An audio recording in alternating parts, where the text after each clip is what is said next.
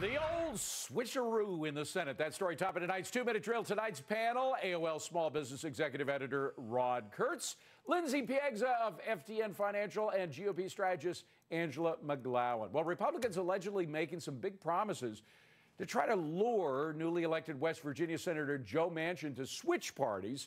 Aside from his choice of committee assignments, Manchin's pet project is a coal conversion plant. It's stalled under a Democratic Congress. It could be greenlit to the tune of more than $1 billion.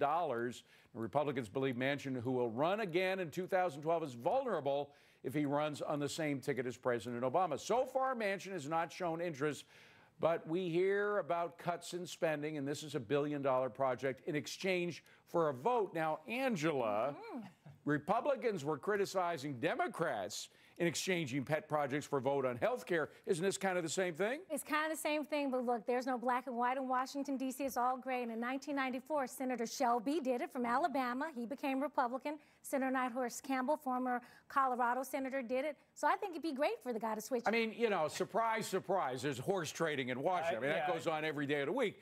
But aren't politicians going to be held to a little higher standard in terms of the way they operate now? Right. In terms of the message, I mean, whether they mean it or not, for the past year, they've been beating the drum of spending cuts and cutting spending in Washington. For this to be one of the first things this Republican Congress now wants to do is just bad messaging. And is a convert worth it? I mean, is it worth giving up your principles for one guy from West Virginia? I think whether or not he actually switches parties specifically, we're going to see a lot more of Democrats moving towards the center and towards the Republican side, away from the policies that are viewed as unsuccessful. For those who creating remember jobs the movie A Man for All Seasons, but for whales. It profits not a man to sell his soul for the world. And you're but exactly for West right. Virginia? But you're exactly right. But in Washington, D.C., David, that's how it works. They cut cuts all the time. Oh, man. I don't know. I mean, it's tough to spin this after literally for the past year, all we've heard about is reining in spending in Washington, and this is going to be one of the first. All right. Last word from Rod. As gold tops $1,400 an ounce, Robert Zoellick, he's the president of the World Bank, says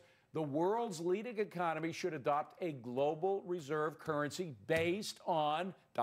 you guessed it, gold.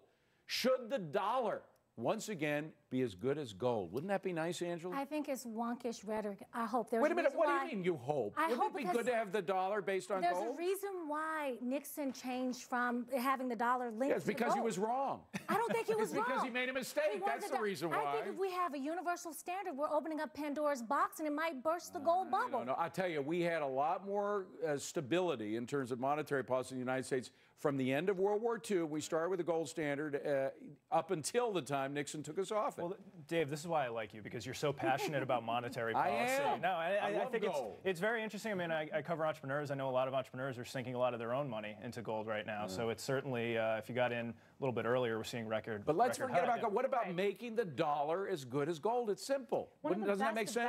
One of the best benefits of having a gold-backed currency policy is reining in the government's ability to print money indefinitely and spend indefinitely. Bingo. So what we would see is that we wouldn't face those deficit problems that we have right now. It would also sort of eliminate the need for a Federal Reserve Board. Exactly, but we wouldn't face these massive entitlement programs that we can't afford. All right. President Bush's memoir, Decision Points, hits bookstores tomorrow. Bush has stayed out of the public spotlight since leaving the White House. In his book, he says he approved waterboarding and would do it again, even though President Obama and the Justice Department call it torture. Now, Bush also is critical of John McCain and Sarah Palin.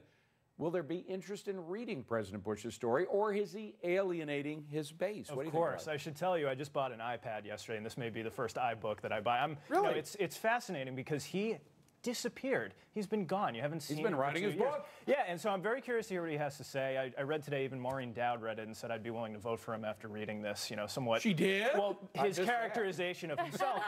But the thing that's interesting right now is that he's in a unique point in history where he could get out with the country being as divided as it is and sort of be a broker of sorts. I think this might be a missed opportunity. But Angela, one thing he says that might get him in trouble with Republicans, he says McCain lost because of Sarah Palin. You know, I don't think it's going to get him in trouble. I think that a lot of folks miss Bush, and some people are not behind Sarah Palin 100%. You don't think it's true? A lot of the polling showed I think McCain lost because he voted in favor of TARP. I think there were several variables that led to McCain's demise, but I think it's going to be very interesting to see Bush's take, those very intimate thoughts and conversations that he had with the people that were the closest Final to last the word, quick. election. I think that people miss Bush, and I think it's going to be a bestseller. All right. Coming up on deck is Hollywood's most iconic studio. Gone.